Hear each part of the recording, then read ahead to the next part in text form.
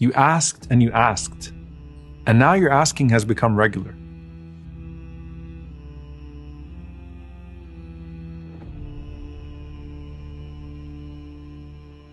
You've learned to talk to Allah throughout the day and throughout the night.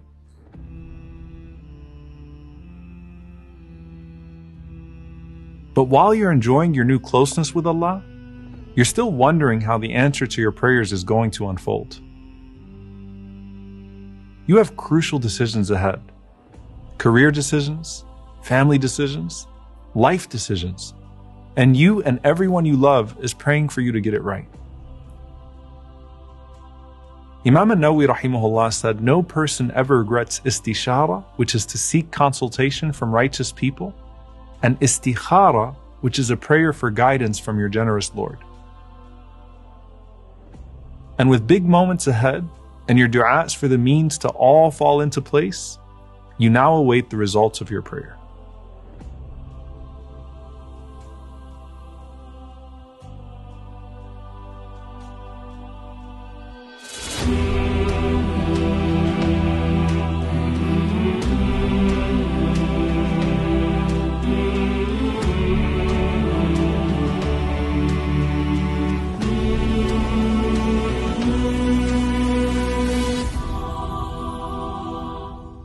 The Prophet ﷺ made dua for 13 years as he and his followers were persecuted for their Islam. But he never gave up on dua and continued even after witnessing his companions being tortured, his loved ones being boycotted, and no one on this earth seemingly willing to take him in. Now think of the Prophet ﷺ making the equivalent of the dua of istikhara in Mecca, then ending up in Ta'if, then going back to make dua again while he was still covered in his blood after being rejected in Ta'if. Medina was always the attention, but Ta'if was an essential part of his journey.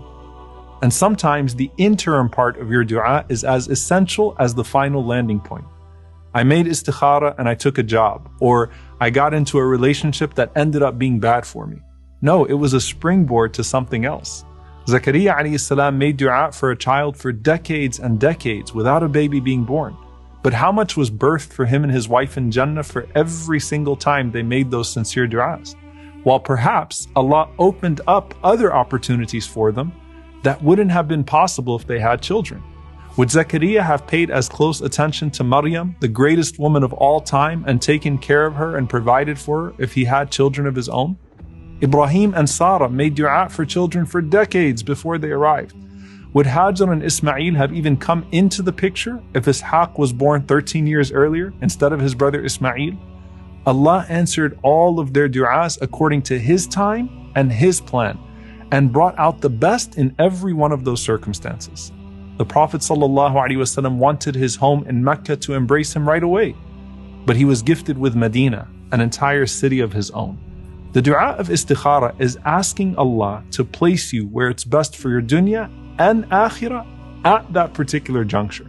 The problem is when we get stuck in the middle of the istikhara and not the place that Allah subhanahu wa ta'ala intends us to eventually arrive. And at that point, we can get irritated. So when someone says, I made the dua of istikhara, and then I married this person who turned out to be terrible, or I got this job that turned out to be miserable. So where was the good in all of that? Well, in your istikhara, you're asking Allah for what's good in the akhirah and the dunya. And sometimes those things are going to be in conflict at the particular time that you're asking. And sometimes the same istikhara is going to give you different results based upon where you're at in your journey. Allah subhanahu wa ta'ala maybe wanted you to grow in your character and raise your rank the first time that you made the istikhara. How? By depriving you of what you were asking for in this life, but giving you something better in the hereafter. But then the second time comes around and you make the same istikhara, and after your character and rank got to where it was best for you, Allah answered you with what you wanted in this life. Think of this incident. The Prophet ﷺ initially marries Zayd to Zainab, and their marriage did not work out at all. But then Zainab got to marry the Prophet ﷺ instead. And Zayd had his name revealed in the Quran that we still recite today. So look where they ended up. And I think they both say that the end result was totally worth the experience. If you could see the wisdom of the process before the final product, you'd not only be more understanding, but also more grateful. As Ibn al-Qayyim rahimahullah says, if the veils were lifted and you could see behind the scenes what Allah does out of kindness for you, your heart would melt out of love for Him. But too many of us have what he calls deformed tawakkul, where you demand not only the ending that you want, but also the means that you want to get there. Instead, pay closer attention. How many times have you walked past a version of fate that you didn't know you could have lived? How many examples has Allah put in your life of people that seem identical to you, but are placed upon divergent paths? That could have been you.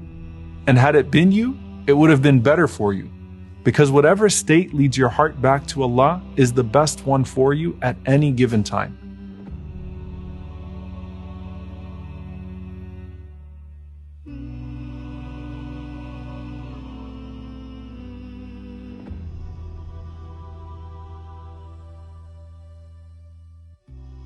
And so when it feels like you're facing rejection after rejection, but that's what keeps pushing you back to Allah over and over again, then maybe that was the whole point of the rejection in the first place. As Sufyan ibn Uyayna said, what the servant hates is better for him than what he loves, because what he hates will cause him to increase in his dua, and what he loves will distract him from dua.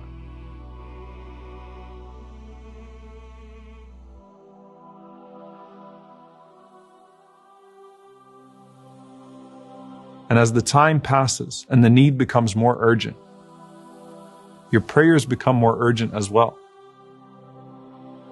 The more those tears start to flow from your eyes, you start to call out to Allah by names you didn't even know before.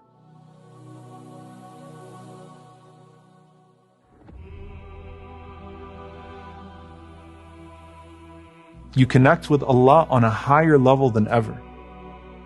Then you realize that the delay along the way was actually the greatest gift. لا يكن تأخر أمد العطاء مع الإلحاح في الدعاء موجبا ليأسك فهو ضمن لك الإجابة فيما يختاره لك لا فيما تختاره لنفسك وفي الوقت الذي يريده لا في الوقت الذي تريده. If in spite of intense supplication there's a delay in the timing of the gift, let that not be the cause for your despair. For He has guaranteed you a response in what He chooses for you, not in what you choose for yourself, and at the time He wills, not the time you desire. And the tranquility that comes when a person finally decides to let go of the outcome they so desperately want is a feeling beyond words. A humble submission to Allah. And it may even be that Allah will not give you what you think you need until you merely want it. Sometimes He breaks your dependence on it, then He gives it to you. And sometimes in forms and from places you would have never imagined. وَمَنْ يَتَّقِ اللَّهَ يَجْعَلْ لَهُ مَخْرَجًا وَيَرْزُقْهُ مِنْ حَيْثُ لَا يَحْتَسِبُ.